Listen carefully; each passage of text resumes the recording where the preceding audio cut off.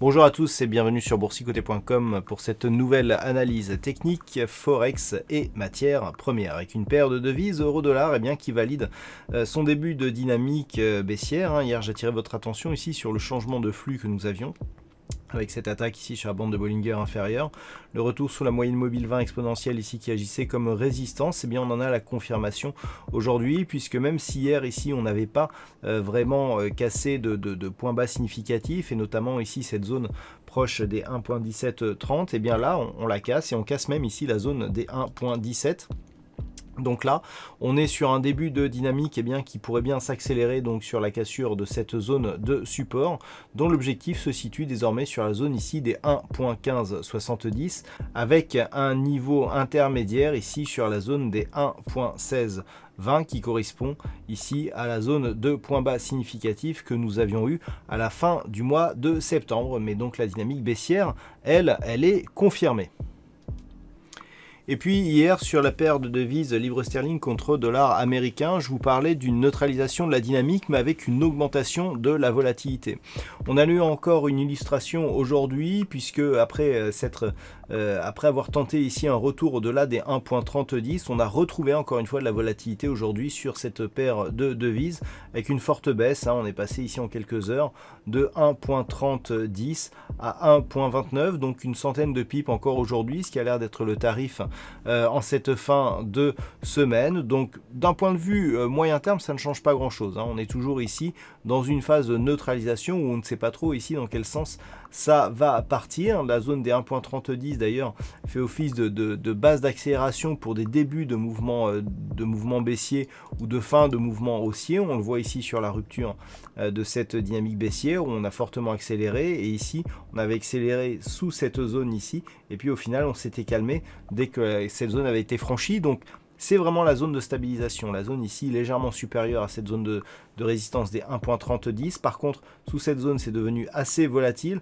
Dans ce contexte, on pourrait bien continuer ici à descendre, auquel cas l'objectif serait un retour possible ici sur la zone des 1.2780.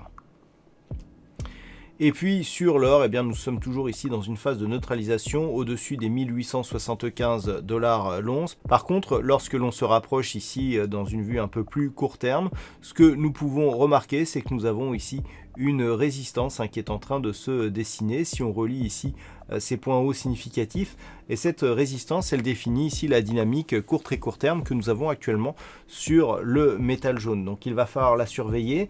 L'objectif, tant que l'on reste ici sous cette résistance oblique, est un retour ici sur la zone des 1875 $ l'once, en sachant qu'une rupture de cette zone pourrait nous donner un objectif de poursuite en direction ici des 1790 $ l'once, avec une zone d'objectif intermédiaire ici qui se situerait sur ce point bas significatif de la fin septembre, proche des 1850 $ l'once.